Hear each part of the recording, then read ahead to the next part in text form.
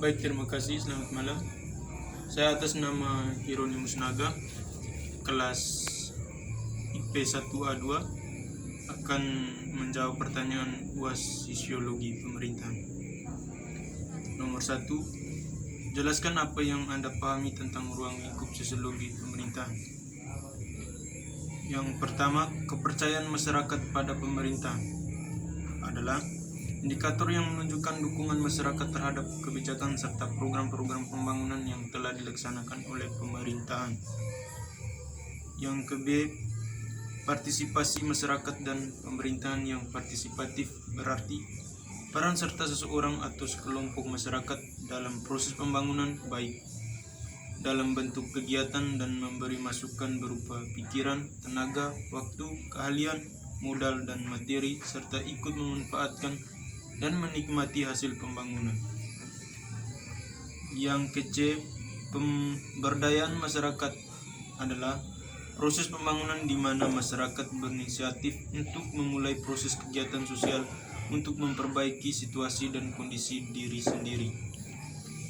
Yang ke-D, pemerintahan yang bertanggung jawab adalah konsepsi dari sistem pemerintahan yang mengandung prinsip akuntabilitas parlementer yang menjadi dasar dari sistem demokrasi parlementer.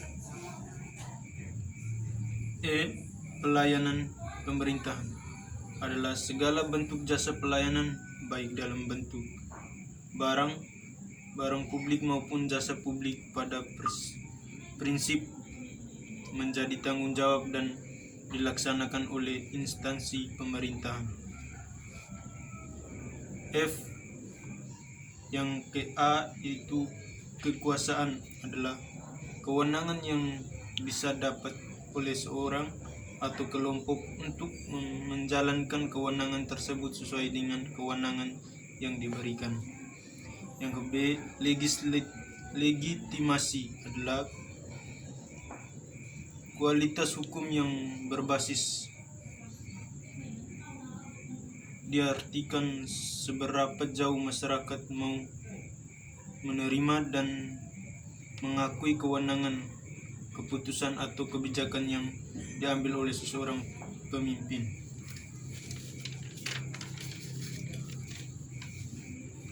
Pertanyaan yang kedua, wewenang pemerintahan merupakan lingkup tindakan publik. Tindakan meliputi wewenang membuat keputusan pemerintahan, tetapi meliputi wewenang dalam rangka pelaksanaan tugas dan memberi wewenang serta distribusi wewenang, utamanya di tempat dalam peraturan perundang-undangan. 7. Kepemimpinan pemerintahan adalah strategis pemimpin dalam memberikan fasilitas pada bawah atau masyarakatnya untuk memperlancarkan pekerjaan karena bawahan dan masyarakat tersebut terikat oleh pemberian tersebut. 8. Kebijakan publik adalah kebijakan pemerintahan yang mempengaruhi setiap orang di saat negara atau negara bagian atau kebijakan secara umum. Sebut dan jelaskan 5 dimensi komunikasi pemerintahan. 1. Komunikasi adalah orang yang mendampingi atau menyatakan pesan. 2. Pesan adalah ide atau informasi, opini, dan sebagainya. 3. Saluran adalah alat yang digunakan oleh komunikator. 4. Komunikator adalah orang yang menerima pesan. 5. Efek adalah pengaruh kegiatan komunikasi yang dilakukan oleh komunikator kepada komunikan.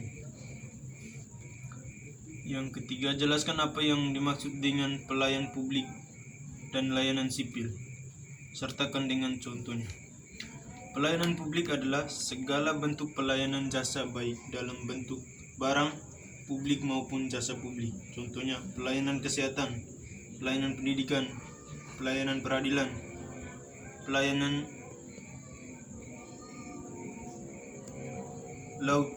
lautan, pelayanan keamanan, jasa, pelayanan lalu lintas, dan pelayanan pasar. Pelayanan sipil adalah jaminan atau kemampuan keterlibatan atas kebebasan dan kebicaraan. Contohnya ada penduduk atau KTP sebagai pengakuan hak kewarganegaraan, surat izin usaha sebagai jaminan bagi mereka yang berusaha. Disebut dan jelaskan faktor-faktor penyebab rendahnya kualitas layanan sipil dan layanan publik serta bagaimana meningkatkan kualitas pelayanan sipil dan pelayanan publik. Faktor penyebab rendahnya layanan sipil yaitu faktor organisasi, strukturan organisasi, kualitas pelayanan publik pada pemerintahan. Salah satunya tergantung pada komponen-komponen pembentuknya. Titik. Terima kasih.